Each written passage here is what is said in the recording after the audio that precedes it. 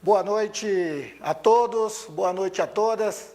Estamos aqui no estúdio da TV Web Brasil, em Brasília, e com muita alegria já temos o professor Renato Casagrande, que está em sua residência em Curitiba, Paraná, e o nosso professor amigo, professor Rodrigo de Paula, da diretoria do Simproep, que está aqui conosco aqui em Brasília, né? Gente, iremos buscar fazer uma live super dinâmica, né? Temos 1 hora para isso e em conversa nossa acertamos que os convidados nossos terão 5 minutos, né? Terão 5 minutos para as respostas e entender que todas as perguntas que serão passadas para os nossos convidados foram dos nossos seguidores do Educador em Foco. Peço a vocês que continuem comentando, vamos comentar e façam as perguntas. Temos uma equipe aqui pronta para receber essas perguntas e nos passar para a gente deixar o mais dinâmico possível a nossa live. Quero começar a nossa live mandando um beijo muito especial à mãe da nossa orientadora educacional, Gerlane, né, aqui em Brasília, está adoentada, paraibana como eu. Gerlane, um abraço para você, um abraço para sua mãe, a Gerlane, que é nossa orientadora educacional do Colégio Leonardo da Vinci. Gente, os nossos seguidores estão buscando informações do Educador em Foco. Qual a finalidade do Educador em Foco? Como funciona?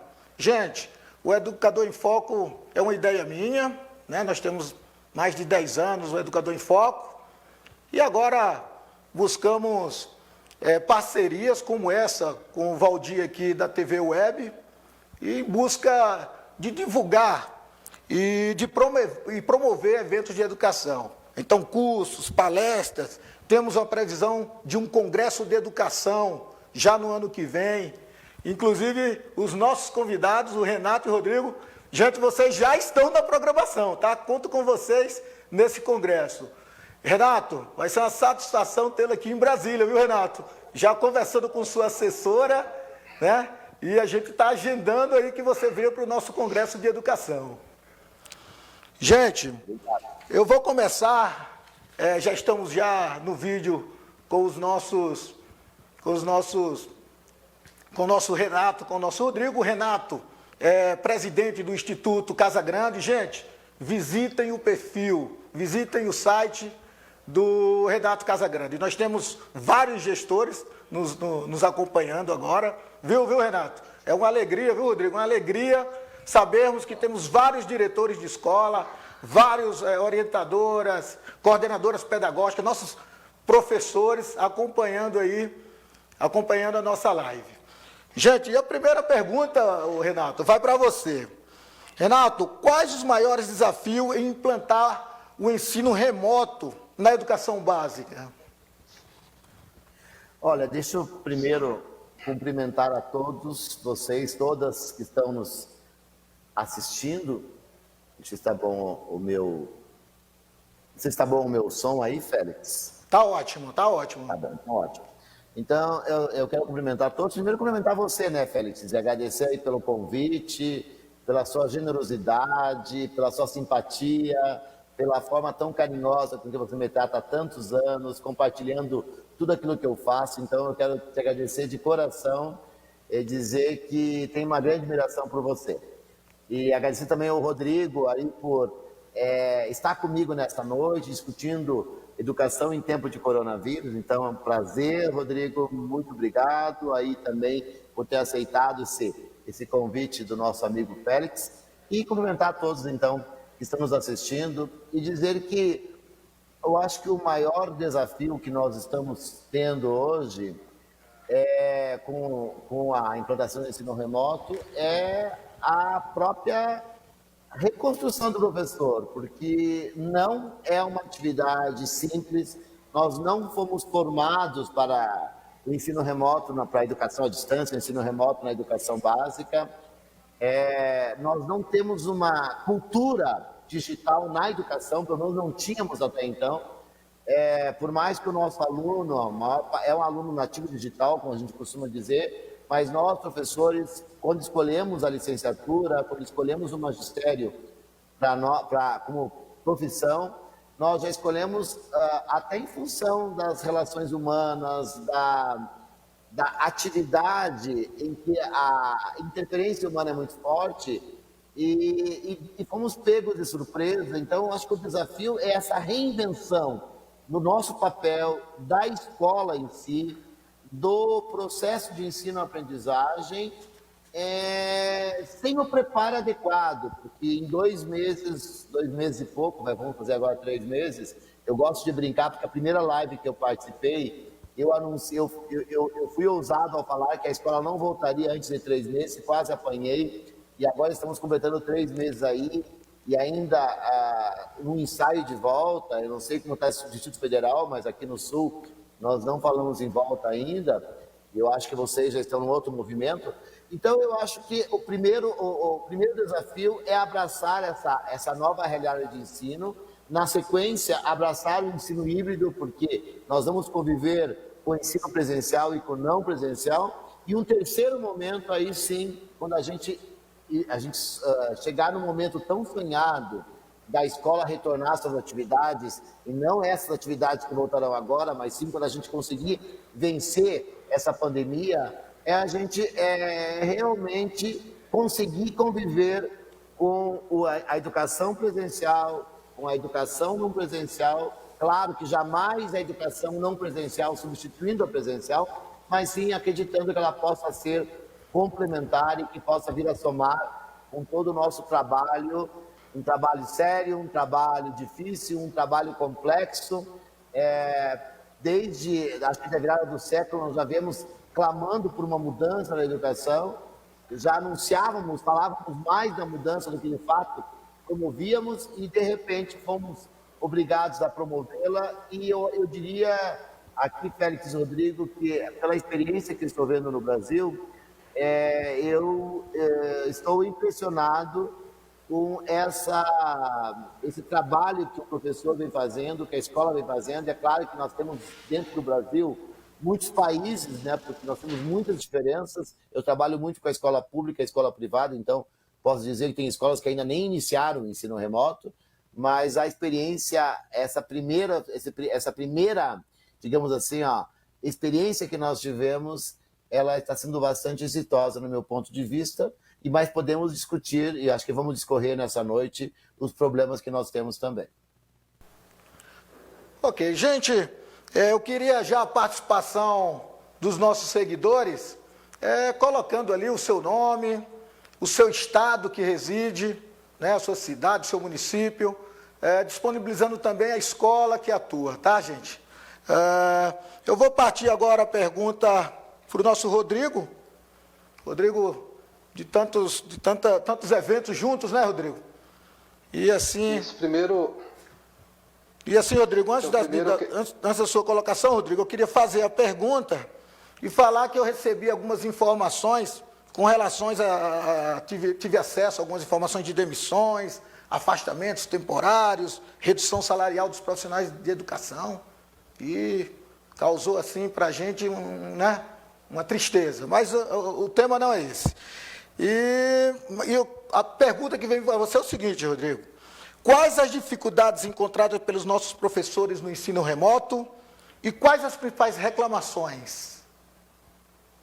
Então, primeiro eu quero aí agradecer, Félix, o convite do Educador em Foco, né, parabenizar a iniciativa do Félix, agradecer aí a presença também do professor Renato Casagrande, né, o Valdir, toda a sua equipe da TV Web, todos os internautas que estão aí nos assistindo nesse momento, né, em especial todos os professores e professoras, gestores das escolas. Então, Félix, respondendo à pergunta, primeiro nós precisamos compreender, o professor Renato introduziu muito bem, que essa realidade da educação remota ela é uma realidade nova, né? Eu acho que ninguém iria imaginar que, no caso aqui do Distrito Federal, a partir do dia 12 de março, nós íamos ter um decreto do governador editado no domingo e que na segunda-feira ninguém ia mais para a escola, presencialmente, né? E as aulas estavam suspensas. Então, eu acho que tudo isso, nesse terceiro mês que nós estamos completando na próxima semana, sem dúvida nenhuma, o maior desafio foi justamente, primeiro, a manutenção da continuidade da educação, né? E, ao mesmo tempo, o trabalho do professor. Eu acho que nenhum professor, como disse, estava preparado para uma educação remota na educação básica, até porque a educação remota ela não fazia parte da legislação e dos currículos da educação básica. Então, do dia para a noite, as escolas tiveram que reinventar, os professores tiveram que reinventar. Eu costumo dizer que nós estamos na segunda fase desse momento. O primeiro foi a fase do desespero, né? Nós tínhamos relatos no sindicato, Félix, todos estão nos assistindo, de professores que ficavam 2, 3 horas para gravar, professor Renato, 10 minutos de aula no ambiente virtual, né? Professores que choravam porque não conseguiam ter a mesma desenvoltura numa aula presencial na educação do que numa aula no ambiente virtual. Nós tivemos vários casos de professores que chegaram a pedir demissão porque não conseguiram, né? Então, o desafio é muito grande. Então, esse primeiro momento foi um momento assim de muita, eu diria, de muito desespero, não só para os professores, mas também para os gestores das escolas. Então, nesse terceiro mês, eu faço uma avaliação que nós estamos no processo de acomodação, né? As escolas têm conseguido, é claro que cada um com o seu ritmo, com o seu planejamento, conseguido dar prosseguimento na educação no ambiente virtual. É claro que alguns segmentos da educação nós temos uma dificuldade muito grande, principalmente na educação infantil, né? Onde a gente tem uma relação de educação que ela é diferente, onde o contato professor-aluno, a afetividade. Esse segmento da educação é um segmento que tem mais dificuldade, mas mesmo diante de todas essas dificuldades, os professores têm reinventado e conseguido, aí através de dinâmica, de plataformas, dar o prosseguimento, né? A única avaliação que eu faço é que, infelizmente, o setor privado tem conseguido dar essa continuidade da educação, mas, infelizmente, o setor público não caminha da mesma forma, né? O Sindicato dos Professores da Rede Pública fez uma pesquisa recentemente, professor Casagrande, aqui em Brasília, e mais de 23% dos alunos não têm acesso ao mecanismo de estruturas que dê condições às aulas no ambiente virtual, né? Então é um desafio, tanto é que agora que o governo praticamente vai iniciar a aula depois de quase 3 meses, então a gente percebe que, ao mesmo tempo, nesse momento do coronavírus, é um momento de muita tristeza, que a gente percebe que a educação ela não tem a mesma oportunidade para quem estuda na rede particular da rede pública, né? Então eu acho que o maior desafio agora, daqui para frente, a gente dá prosseguimento, construir esse ambiente de retorno das aulas, de forma que a gente, essa realidade das aulas no ambiente virtual, ela não é a realidade que vai se terminar nesse momento, né? Ela vai continuar aí por bastante tempo. A própria pesquisa que o Sindicato das Escolas fez aqui em Brasília deixou claro que, se a pandemia voltasse, olha, se o governador editasse um decreto amanhã retornando às aulas presenciais, boa parte dos pais ainda não vão ter a garantia e não vão mandar as crianças para a escola, os alunos para a escola, se não tiver uma perspectiva da garantia, ainda seja de vacina, seja de métodos onde a saúde esteja em primeiro lugar. Então, significa que nós, professores e gestores, nós vamos ainda conviver bastante tempo com essa educação remota. Esse eu acho que é o maior desafio nosso, Félix, e todos os internautas que estão nos assistindo. Como a gente conseguir dar uma aula com qualidade, né, para que o aluno possa recepcionar essa aula, e, ao mesmo tempo, também como que a gente utiliza as plataformas da melhor forma possível. Eu costumo dizer, professor Casagrande, todos que estão nos assistindo, que assim que iniciou a pandemia, as aulas no ambiente virtual, a categoria nunca trabalhou tanto, né?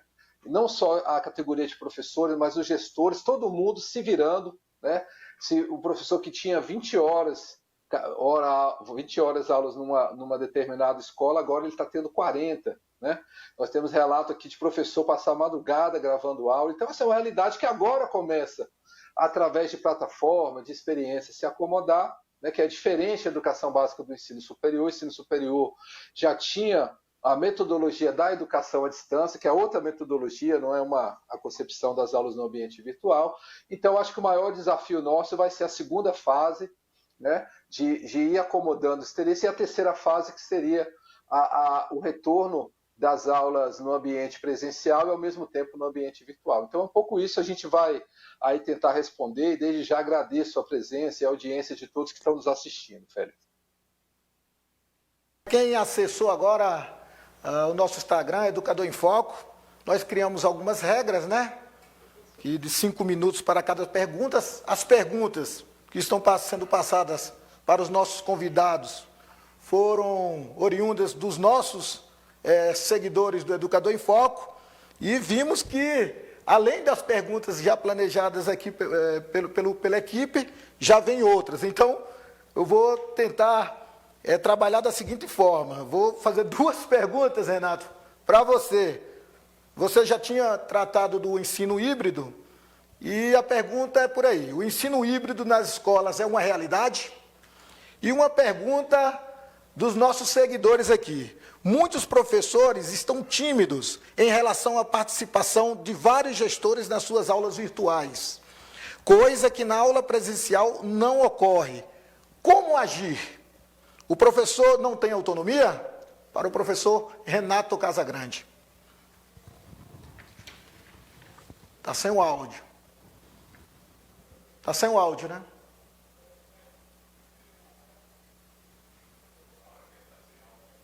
Está sem o áudio, viu, Renato?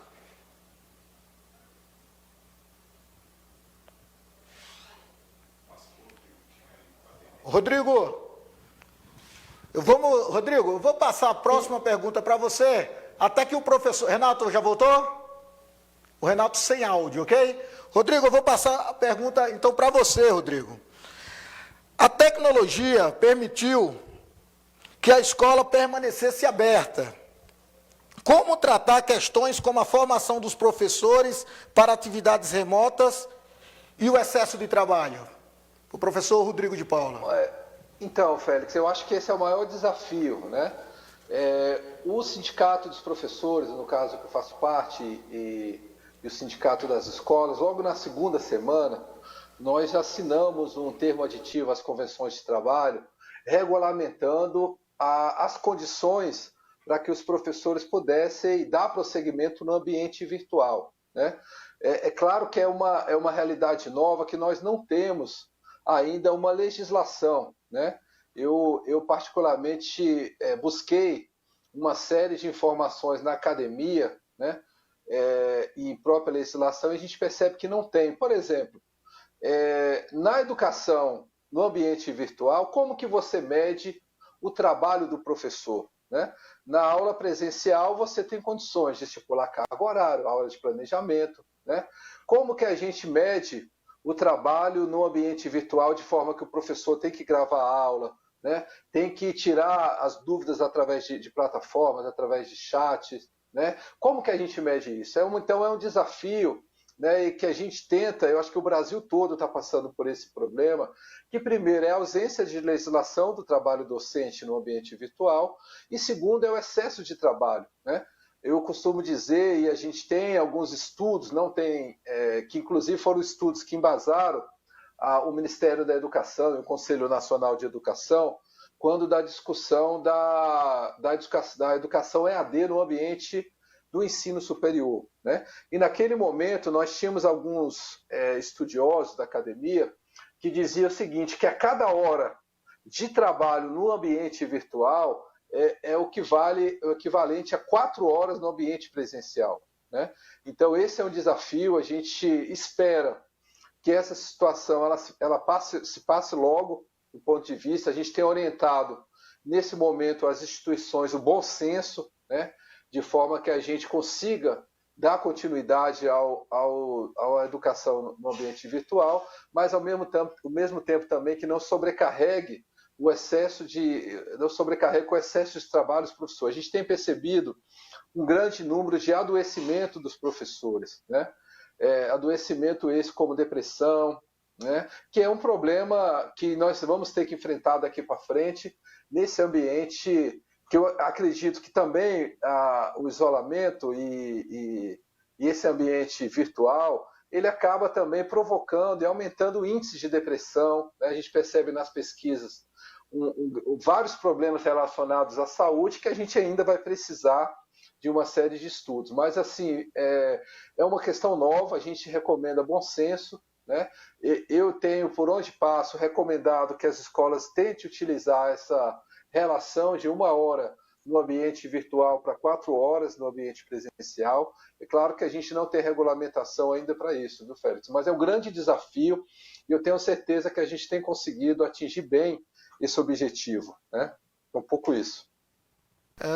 O nosso professor Renato já está de volta, né? E em cima da... Agora? Ok, então, agora sim, Renato. Sim. Agora sim. E em cima da resposta do nosso professor Rodrigo, nós nos posicionamos que o nosso congresso, Rodrigo, Renato, é buscando essa questão do ensino remoto, do lado emocional do professor, do lado da saúde do professor, onde foi muito bem respondido por você. Renato, eu tenho, na verdade, agora 3 perguntas para você, tá? Atualizou, né? Na verdade, naquele primeiro momento você já tinha citado a questão do ensino híbrido, e vai por aí a primeira pergunta. O ensino híbrido na escola é uma realidade?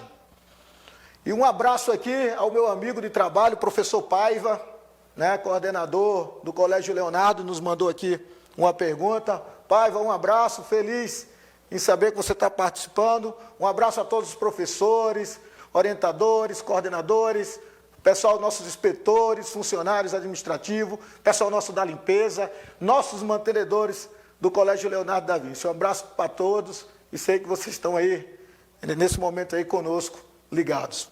Gente, pergunta do professor Paiva. Renato, é necessário uma regulação para o ensino híbrido? Então, são essas 2 perguntas. O ensino híbrido nas escolas é uma realidade e se é necessário uma regulação para o ensino?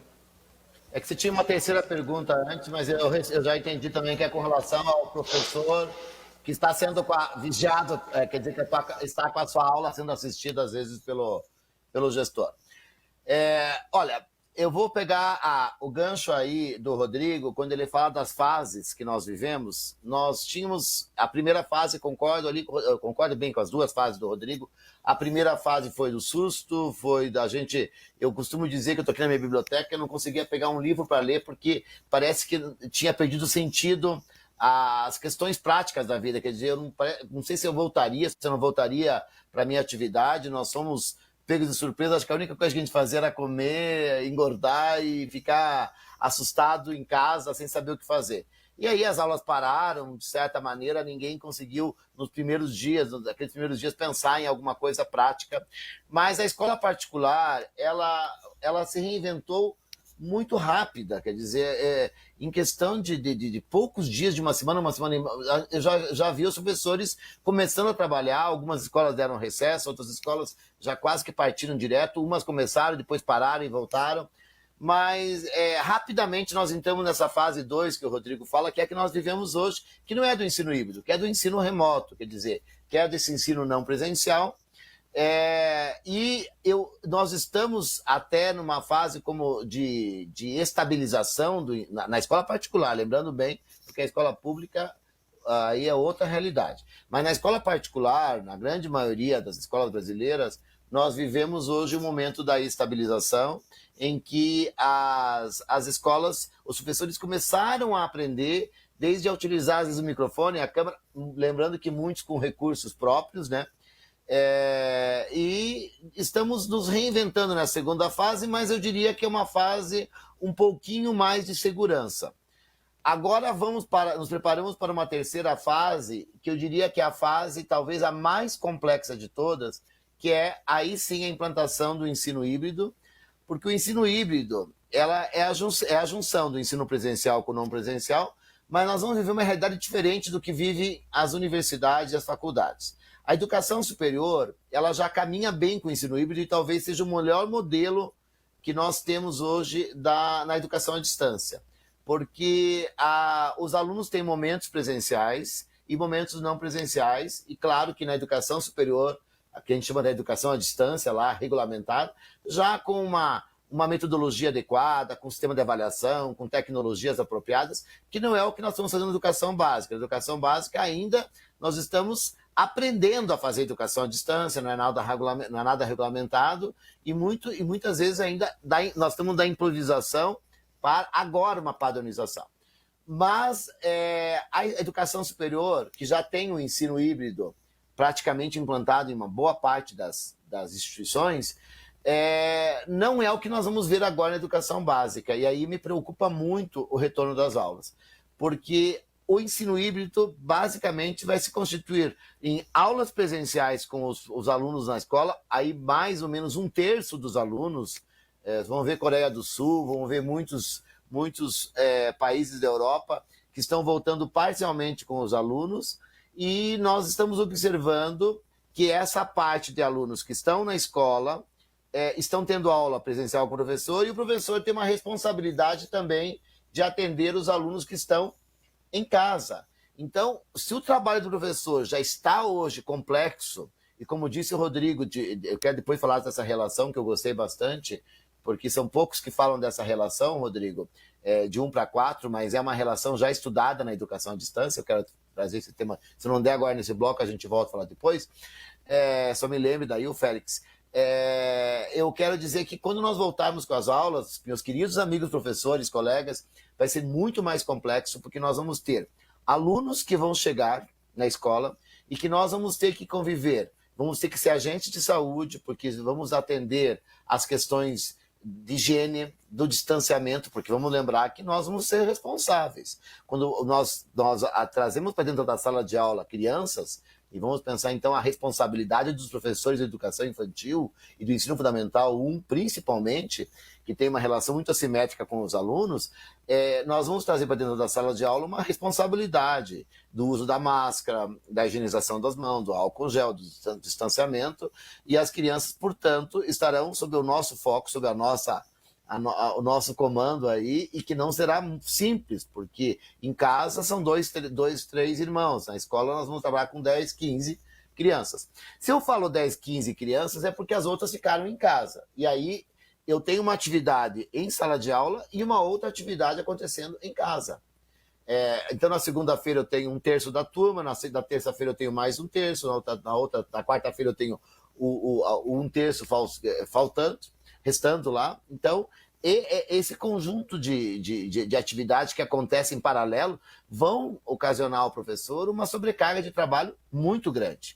Então, além dessa questão da higiene, além da questão do controle da aula presencial, que eu vou ter que ter muito cuidado com as questões emocionais, porque os alunos voltaram abalados, temos que lembrar que as crianças estão em casa, as criancinhas estão em casa, abraçando o pai, a mãe, o irmão, e quando chegar na escola não vão abraçar o professor nem os colegas, então elas vão levar um choque, porque elas não entendem bem essa história do coronavírus, e quando chegarem na escola, então, nós vamos ter esse problema para lidar também. Então, a questão emocional, a questão da higiene e ainda a questão da aprendizagem. E em casa, os alunos continuam com as atividades.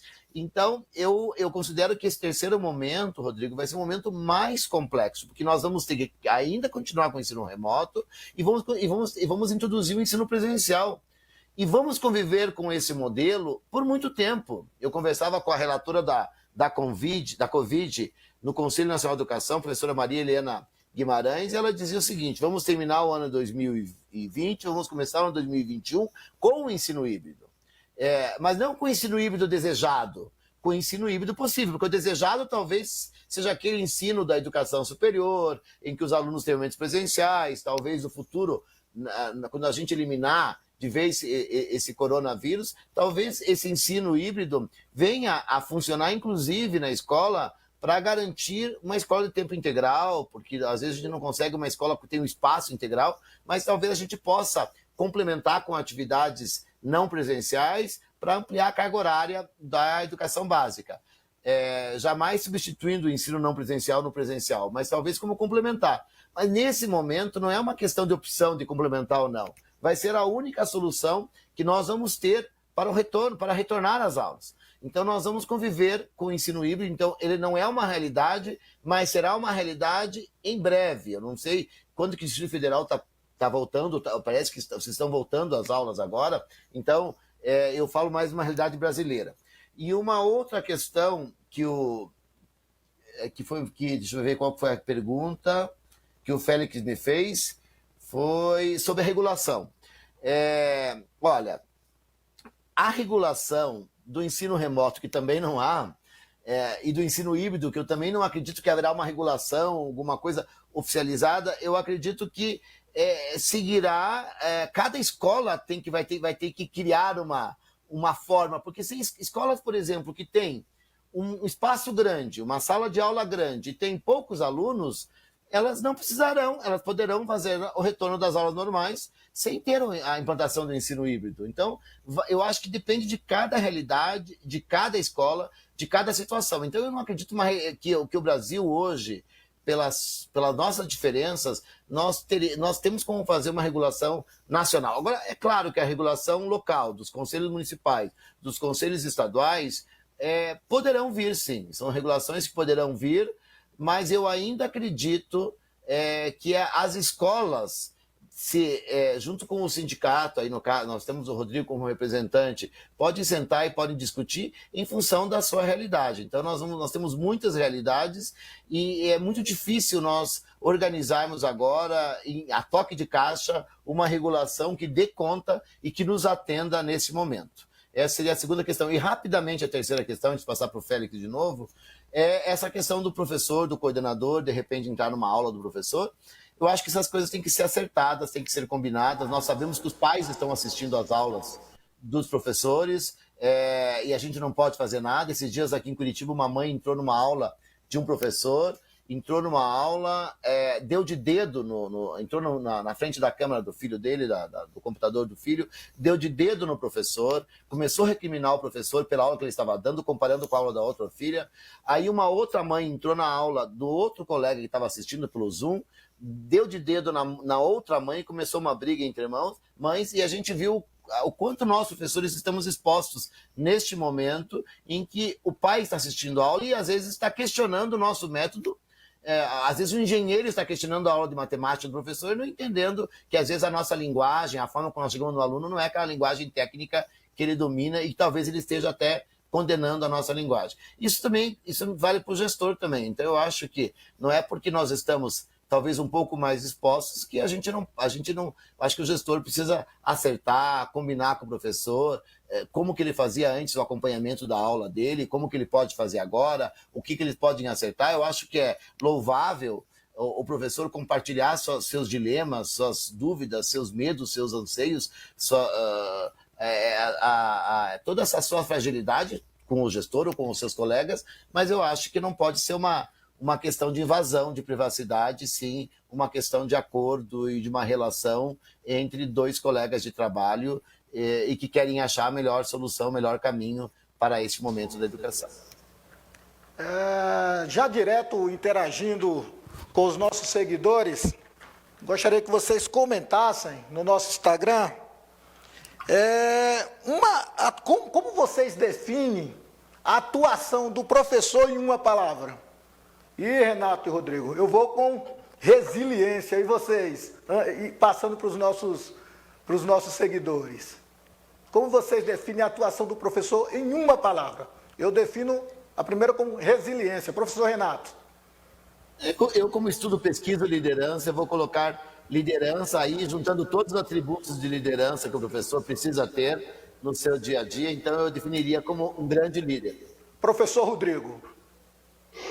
Eu resumiria, além de tudo isso, uma frase que seria inovação. Eu acho que a categoria está conseguindo inovar dentro da sua realidade que a gente está vivendo nesse momento. Eu acho que é renovação. Eu queria fazer um comentário, Félix, rapidamente, sobre essa colocação do professor Renato, sobre a questão da educação no ambiente virtual, né? A gente percebe, historicamente, a gente precisa de relatar isso, o professor Renato tem a sua opinião, mas historicamente na educação básica nós sempre tivemos um trauma muito grande de discutir educação no ambiente virtual ou educação à distância, na educação básica. Embora muita gente não saiba, mas a educação à distância ela já está presente há mais de 50 anos na educação, né? Vocês se lembram muito bem que nós tínhamos aquelas revistas onde você estudava pelos correios, né? Respondia, mandava. Aquilo ali tudo há mais de 50 anos que a gente vive esse momento da educação à distância. Agora, historicamente, nós sempre tivemos uma resistência muito grande da educação básica, né?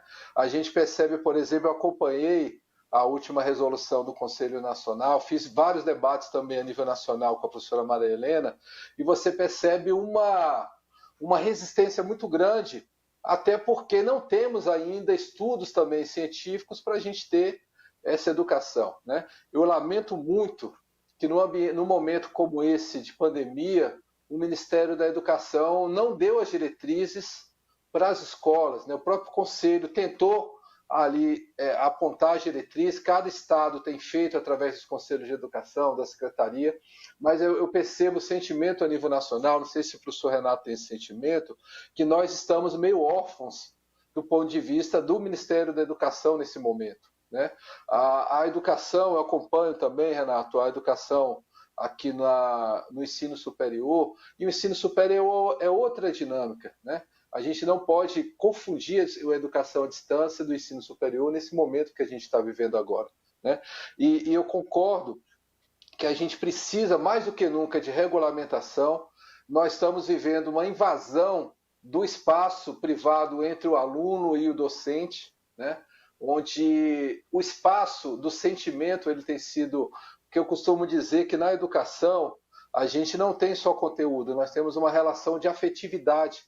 E nesse momento agora de educação remota, a afetividade está sendo perdida, né? A ausência de privacidade em relação professor-aluno, o professor está medindo aquilo que ele diz no ambiente virtual, porque muitas vezes nesse momento que a gente está vivendo de muita intolerância, e a rede social ela propicia isso, é um mundo sem lei, né? Onde todo mundo fala o que quer, né? Escuta o que quer. Na educação, a gente precisa de ter bastante tranquilidade para que o professor possa ter a relação espaço-aluno de forma mais tranquila. Nós tivemos um incidente na semana passada, na Escola Militar de Brasília, onde o professor foi brutalmente afastado porque ele estava dando duas versões num contexto histórico de comportamento da mídia em relação e comportamento da polícia dentro de uma estrutura, né, de democracia. Ele foi brutalmente invadido a sua privacidade do espaço professor-aluno, do espaço da autoridade do professor. Igual aquele sentimento que teve aqui, aquele episódio que teve aqui na Escola Militar em Brasília, nós estamos vivendo todos os dias e todas as horas nas aulas do ambiente virtual, né? Então a gente precisa, até para entrar na terceira fase, Renato, nós precisamos de ter um grande pacto, né, em prol da educação, discutir normas, discutir regimento, discutir formas de como que o professor vai manter o seu espaço. Porque eu acredito que na medida que a gente fere o espaço professor-aluno, nós estamos construindo uma educação pela metade, né? Eu acho que essa relação de afetividade, eu costumo dizer, como sou professor de história, que nós temos 50% da educação ela é construída na relação da afetividade, professor e aluno. E a rede social e essas aulas no ambiente virtual muitas vezes afastam essa relação. Então, eu acho que esse vai ser, concordo com o professor Renato, que vai ser o grande desafio agora para a terceira fase que nós vamos entrar. Gente, agradeço ao professor Rodrigo pela resposta. Estamos aí com um sorteio no nosso Instagram. Ô Cieli, disponibiliza para a gente, Cieli, o kit e mais o livro. É um livro do nosso professor, do nosso autor Guilherme Shelby, né? Esteve conosco aí no primeiro semestre. E mais um kit, que está aí. E mais um kit da Bota Andarilha, do meu amigo, professor Luciano Galo. Já está disponível no nosso perfil, acessem. Lá está disponível as regras e serão bem-vindos. A ideia do Educador em Foco é estar interagindo o tempo todo. Então vamos estar disponibilizando toda semana enquetes sobre educação, sorteios, e essa é a nossa proposta de estarmos juntos com o nosso público.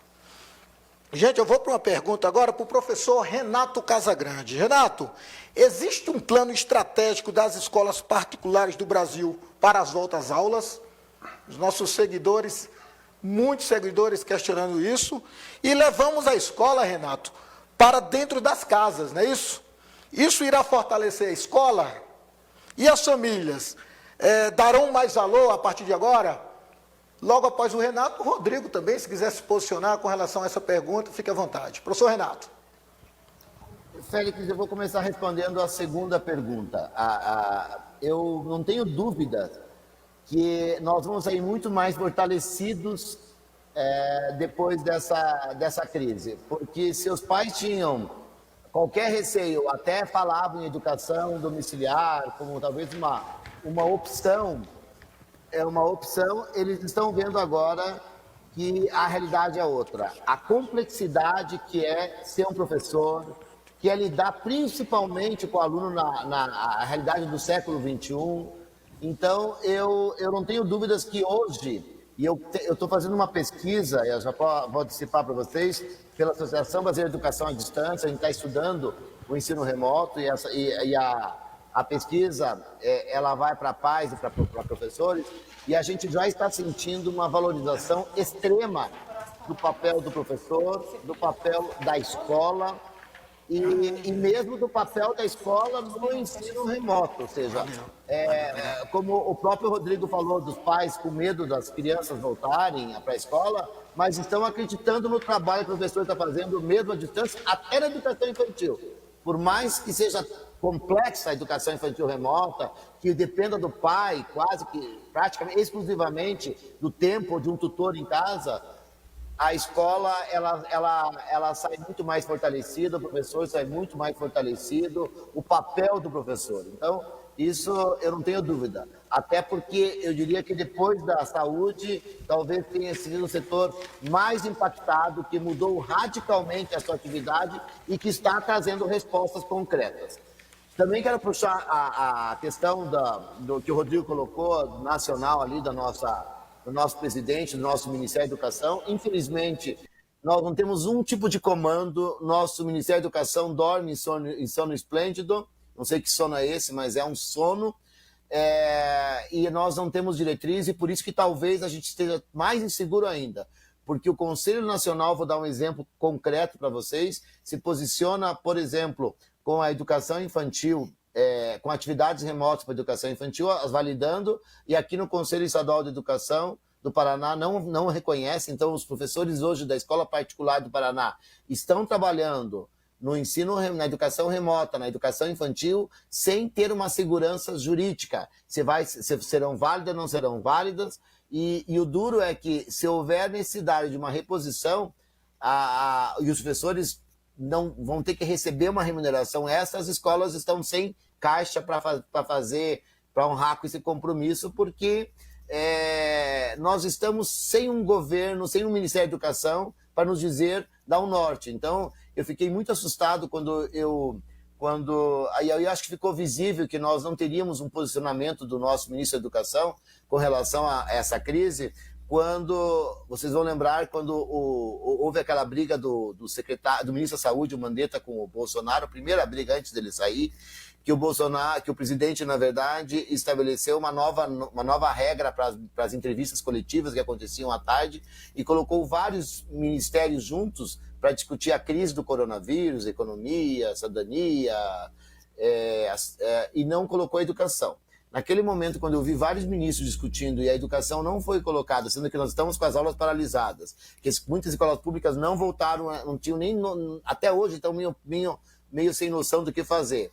Com as escolas privadas, cada um escolhendo um método, uma maneira, porque o Conselho Nacional, primeiro, ele demorou um pouco para o parecer, e nós tivemos mais de um mês de parecer no Ministério da Educação, e foi homologado, desde o dia 28 de abril, foi homologado na semana passada. Então, tudo isso deixa a gente numa insegurança jurídica muito grande, até para a escola particular, para o professor se relacionar com os pais e dizer isso é válido, isso não é válido. Então esse é um ponto que eu queria também reforçar a fala do Rodrigo. E a terceira questão, que agora acho que eu já fugi, você falava da... Ai, Félix, me desculpe, agora eu pulei. Se puder voltar um pouquinho, me fazer e voltar um pouquinho a primeira questão, porque eu comecei pela segunda e agora acabei esquecendo. Você já respondeu. Eu já respondi? Eu não lembro Sim. o que era a primeira questão. Vamos passar para o professor Rodrigo. Professor Rodrigo, algum questionamento sobre a pergunta? Então, primeiro, é importante a gente dizer para quem está em casa, aqui em Brasília, Renato, eu faço parte também, sou conselheiro do Conselho aqui Distrital de Educação, e nós aprovamos já na terceira semana após o início da pandemia, da suspensão das aulas, nós aprovamos o parecer número 33, dando as diretrizes para as escolas darem continuidade no ambiente virtual, inclusive na educação infantil, né? Que eu acho que esse é o maior desafio nosso nesse momento, é justamente como dar continuidade nesse ambiente virtual na educação infantil, como a gente mantém uma criança. Eu particularmente tenho um filho aqui em casa de 2 anos e 2 anos e meio, que começou agora esse ano na escola, né? E a gente percebe a dificuldade que as professoras estão tendo de dar continuidade, como que você consegue manter uma criança concentrada. Então esse é o desafio nosso, mas que a gente está, diante de todas essas dificuldades, os professores têm conseguido dar resposta, mesmo na educação infantil e todo o segmento. Eu queria trazer um outro foco agora, que eu acho que além de toda essa situação do retorno, a Federação das Escolas fez um protocolo há mais ou menos já em torno de 1 mês e meio atrás, um protocolo de retomada das aulas. A nossa Confederação dos Trabalhadores também tem um protocolo, né? E eu acho que esse vai ser o desafio. Agora, o que eu queria dizer para vocês, trazer uma situação, Félix, que você relacionou aí no início, que é uma realidade econômica. Nós vamos viver daqui para frente, nós já estamos vivendo isso, uma realidade econômica no país que ele vai refletir na educação, seja ela pública, seja ela privada, né? Só para vocês terem uma ideia, no início aqui, Renato, nós já tivemos até agora 500 demissões de professores, principalmente na educação infantil, 700 suspensões de contrato, em torno de 1.300 professores tiveram redução salarial, né? Por quê? Porque a economia está paralisada, né? O pai não está conseguindo manter o filho na rede particular, ou mantendo com muita dificuldade, né? E essa mesma dificuldade, ela retrata esse momento que as escolas estão vivendo, né? O mesmo momento que a gente precisa mais do que nunca de investimento em tecnologia. Eu particularmente defendo que no retorno das aulas a gente precisaria de ter tecnologia para aulas ao vivo, para que os alunos que estivessem em casa, porque a gente não vai ter condições de voltar todo mundo ao mesmo tempo, o aluno pudesse assistir a aula em tempo real, né? Então, tudo isso vai demandar financiamento das escolas, tecnologia, e um debate também de valorização do professor. A gente não pode... Nós sempre tivemos uma resistência muito grande na educação à distância no ensino superior, porque o custo da educação à distância ela diminui drasticamente, né? O poder de renda do professor na EAD ele diminui drasticamente, porque uma coisa é o professor dar aula numa determinada hora para 30, 40 alunos, outra coisa é dar aula para 1.500 alunos simultaneamente no ambiente virtual. Então, esse debate a gente precisa de fazer. Eu acho que os professores estão muito apreensivos, porque essa realidade ela vai se permanecer por um bom tempo e a gente precisa de ter regulamentação. Infelizmente, o Ministério não tem, né? Essa regulamentação está sendo voltada para o mercado, e a partir que é voltado para o mercado, a gente fica numa situação difícil, porque o primeiro impacto reduz o salário do professor, aumenta a jornada de trabalho, reduz a remuneração. Eu acho que esse é um desafio, né? Então, para vocês terem uma ideia, para concluir, aqui no Distrito Federal, nós temos aproximadamente 780 escolas particulares, entre as escolas e faculdades. Então, nós temos a realidade da escolinha, lá que funciona numa área residencial, na educação infantil, que não tem muitas vezes nem computador, e está lá jogando o seu papel. Nós temos a realidade das grandes escolas, que têm condições de buscar plataformas, tecnologias de primeiro mundo. Então é uma realidade que a gente vai precisar de ter um debate franco e não deixar que o mercado regule isso. A minha preocupação, e os números estão dizendo isso, que se a gente deixar essa regulação da educação do ponto de vista do mercado, a educação tem muito a perder, os professores têm muito a perder, as escolas têm muito a perder, e mais uma vez a gente vai aumentar esse distanciamento da escola do rico com a escola do pobre, né? Eu acho que esse é o desafio, e eu lamento muito, lamento mesmo, que eu costumo dizer que o nosso Brasil é um grande transatlântico e nós estamos à deriva, né? À deriva, sabendo um pouco de Titanic, que nós temos um iceberg na nossa frente, e nós estamos sem direção, né? Mais de 1.200 pessoas morrendo por dia, nós estamos há mais de um mês sem ministro da Saúde, né? Nós estamos aí sem diretriz, o Ministério da Educação não fez uma diretriz para orientar os conselhos, orientar os estados, né? Então é isso, o Rio Grande do Sul, o conselho entende que a educação infantil não deve, nesse momento, entrar no ambiente virtual. No Distrito Federal tem uma coisa, Minas Gerais tem outra. Por quê? Porque não tem uma orientação. Então, isso nos deixa, professor Renato, assim, num clima de muita apreensão. Como a gente já não tivesse o desafio de dar continuidade à aula com qualidade, nós temos o desafio da possibilidade de perdermos o emprego, né? O professor está com a faca no pescoço, o pai pressionando a escola pressionando o professor, o pai dizendo que não vai pagar a mensalidade, indo para as assembleias legislativas. Aqui no Distrito Federal, é claro que nós temos um número de pais que são autônomos, que tiveram aí prejuízo de salário, mas nós temos um grande número de pais também que são servidores públicos que não tiveram um centavo na sua redução salarial e está indo defender a diminuição de mensalidade, que consequentemente vai impactar em demissão de professores, diminuição da qualidade da educação. Então é um debate que a gente precisa de fazer, de um grande pacto em defesa da educação, da autonomia do professor, da gestão da escola. Eu acho que esse vai ser o grande desafio para aquela terceira etapa, que será a etapa do retorno gradual à normalidade. Gente, o nosso debate está espetacular, é tanto que já estamos a 55 minutos, temos apenas 5 minutos para o término da nossa live, infelizmente, em virtude aí de estarmos realizando no Instagram, né? Mas queria mandar um abraço para os meus professores, amigos professores dos colégios militares, Sistema Colégio Militar de Brasília, Colégio Militar Dom Pedro II, Colégio Militar Tiradentes, aos colegas de João Pessoa, educadores, familiares, amigos de João Pessoa também, que estão ligados.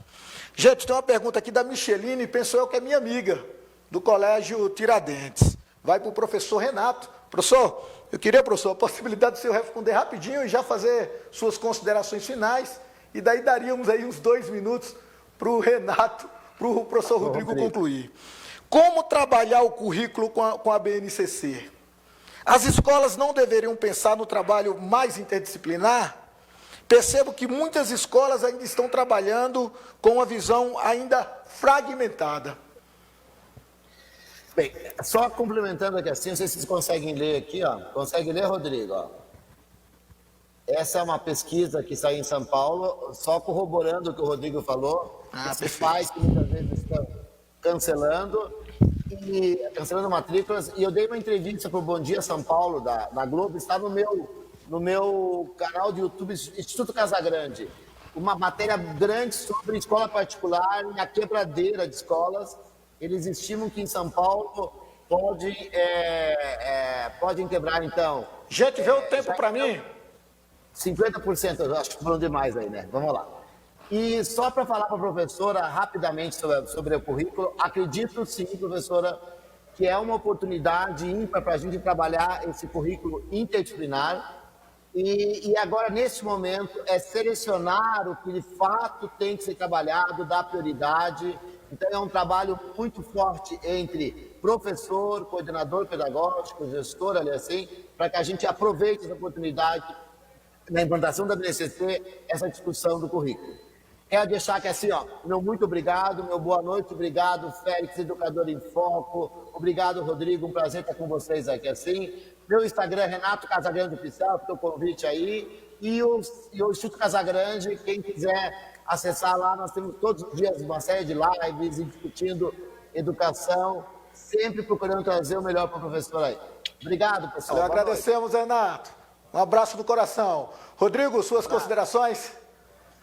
Então, eu gostaria assim de finalizar, agradecer aí a companhia e a presença de vocês, em especial do professor Renato, do Félix, e dizer que a gente precisa, mais do que nunca, fazer um grande compromisso pela educação, né? Eu disse que a gente está no grande transatlântico à deriva.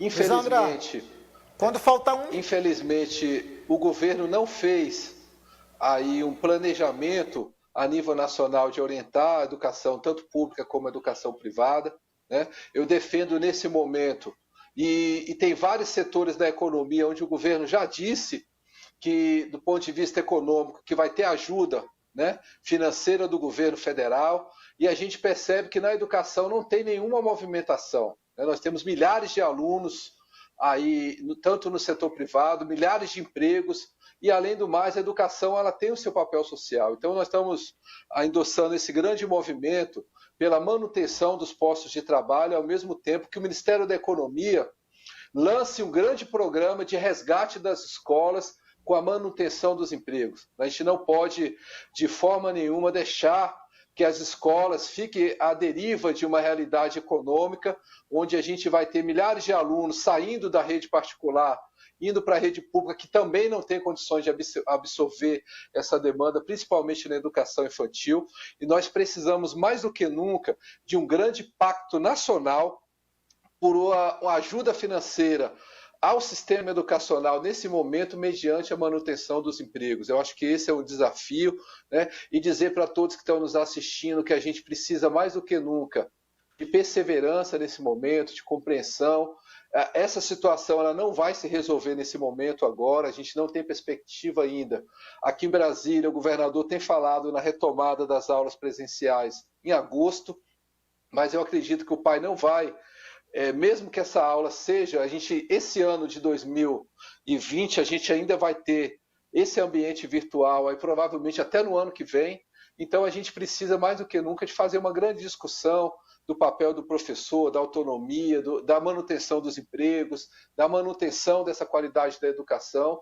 E se a gente não tiver esse grande pacto, a gente não pode deixar de forma nenhuma que o mercado auto se regule nesse momento, né? É uma tragédia o que está acontecendo na educação. Eu tenho certeza, e aí eu costumo dizer para concluir, Félix, que a gente precisa, nesse momento, de uma grande homenagem aos educadores, né?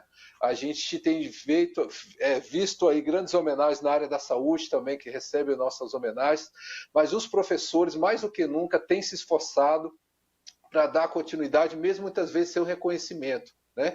Então, o meu muito obrigado aí a todos os professores, gestores das escolas, que também têm se reinventado, né? E a gente precisa mais do que nunca esse grande pacto para que a gente possa voltar à normalidade o mais breve possível, e com certeza a educação não será a mesma, né? A gente vai precisar de rediscutir todo esse papel de uma nova concepção de educação. Então, muito obrigado. Dizer aí, Félix, que a gente está à disposição para ajudar nas respostas aí das perguntas dos internautas, tá? E mais uma vez agradecer aí o Félix, ao Valdir, a toda a equipe aí da TV Web, e mais uma vez agradecer aí a companhia do professor Renato Casagrande, do Instituto, que faz um excelente trabalho. Muito obrigado, e de coração aí sucesso a todos os professores, e dizer que o trabalho é árduo, mas sem dúvida nenhuma a educação ela ajuda a transformar a sociedade, muitas vezes sem valorização dos professores. Muito obrigado. É o nosso abraço aí da professora Karine e de toda a diretoria do Sindicato dos Professores. Tá bom, gente? Um abraço especial à professora Karina, presidente do Simproep. Karina, um beijão no coração, satisfação tá com você aí online. Gente, agradeço, gratidão ao professor Renato, gratidão ao professor Rodrigo, a todos que nos acompanharam nessa noite. Estamos aí com a ideia de lançar novas lives aí durante as semanas. Fechamos uma parceria agora com a TV Web e uma parceria que vamos tratar de educação. Isso que é o mais importante. Quero agradecer também a todos os meus colegas, professores, coordenadores, orientadores, né? O pessoal também, meus ex-alunos do Colégio Militar Dom Pedro, Colégio Militar Tiradentes, do Colégio Leonardo. Um abraço a todos.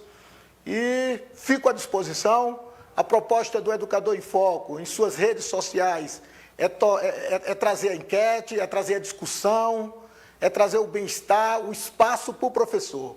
Eu espero que vocês, todos que estão nos assistindo, compartilhem o Educador em Foco para ficarmos mais fortes nessa luta em favor da educação. Pessoal, um abraço a todos e fiquem com Deus.